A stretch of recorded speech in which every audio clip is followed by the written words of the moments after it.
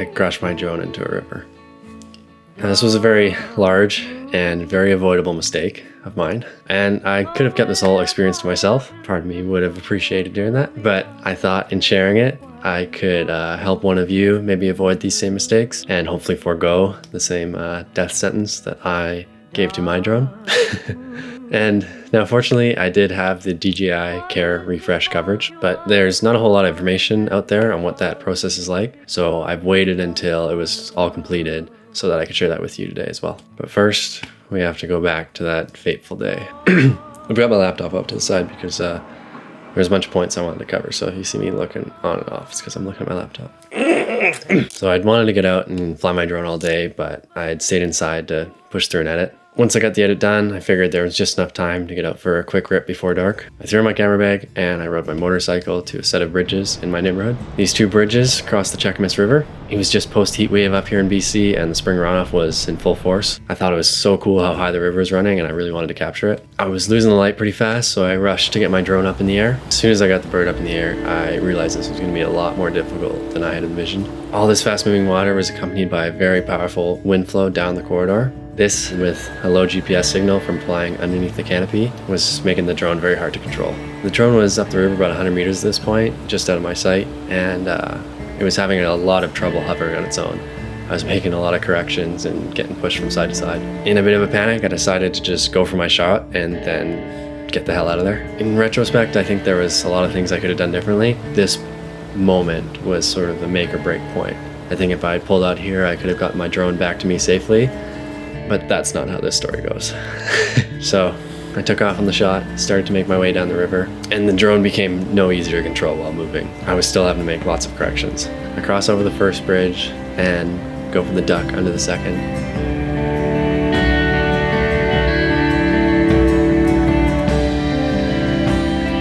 And I'm gonna be honest, after crossing into that second bridge, I was feeling like a lord.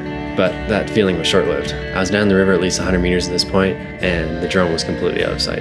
This left me relying entirely on the video feed I was getting from my drone, and with little knowledge of the surrounding area. The wind was so strong down in the canyon, and in a panicked effort to try and gain some control, I decided to go for some altitude. I started to ascend, and as I pushed up, I backed into the canopy above. This sent my drone hurtling down into the river, and was never to be seen again. Time of death, 8:57 p.m.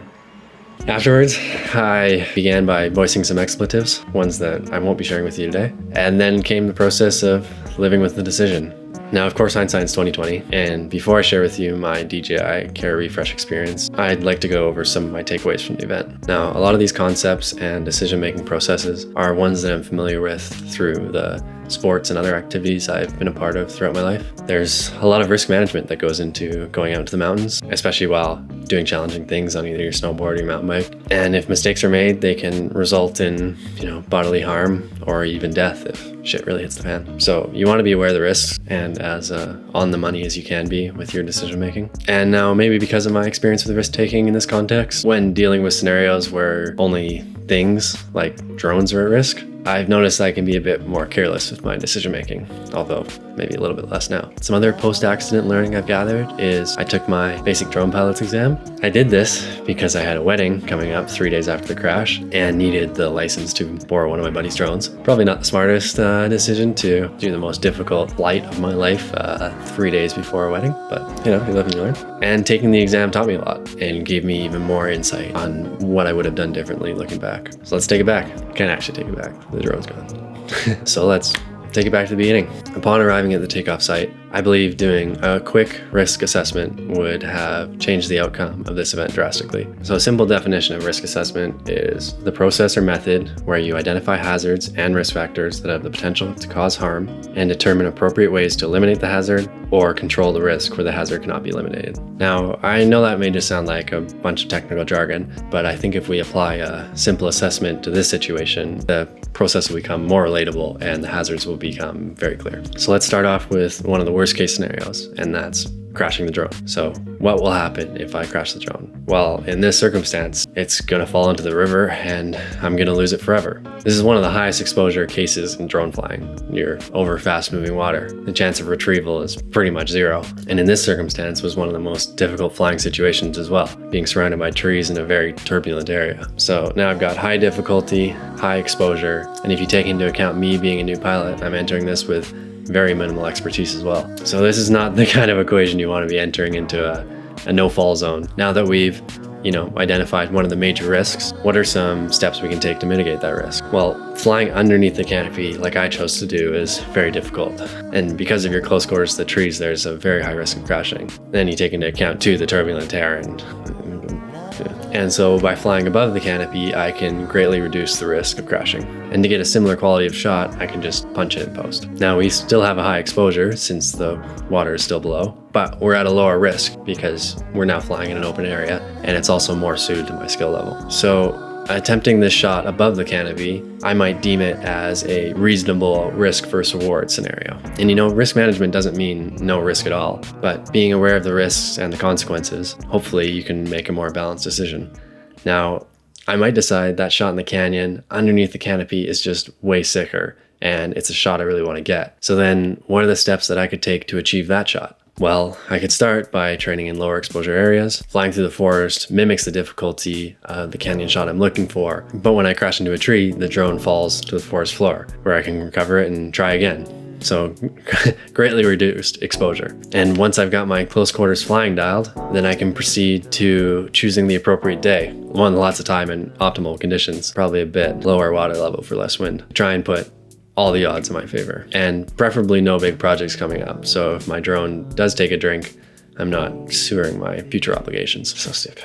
The last thing I learned from the basic pilots course is to maintain what they call VLOS, which is visual line of sight at all times. Now, for a shot like this, I can't do this on my own, so I would need to enlist the help of spotters. These spotters would be down the river in areas out of my sight and could watch the drone for me and relay that information about its surroundings back to me so I can make the necessary adjustments. And lastly, I just want to say that I believe if I had done a risk assessment prior, taking into account the higher exposure and upcoming wedding obligation, I don't think I would have flown that night. I also think even if I had flown, now having the better understanding of the risks at hand, I would have developed a fallback plan so that if things started going south, I would have a way home. I believe once I got up in the air and realized how much more difficult the flying situation was than I had previously envisioned, I would have pulled the chute and landed the drone. This was a real trial by fire scenario, but I wouldn't take it back. I learned a lot very quickly, and only really at the cost of some emotional pain.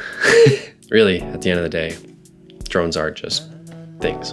But fortunately, with insurance, your mistakes don't sting as bad. This video is sponsored by. Now, for my DJI Care Refresh experience, I called DJI the day after the crash on June 30th. Going through the phone is definitely the move, especially if you're from Canada, as the website doesn't support our region very well. I had also previously dealt with DJI on a warranty claim for my RS2 gimbal, and that was a somewhat grueling process. During the phone call, we just went over what happened and got me to submit a flyway report. This is so DJI can analyze the flight log and determine who was at fault, whether the drone had malfunctioned or if you flew into a tree and it fell into a river.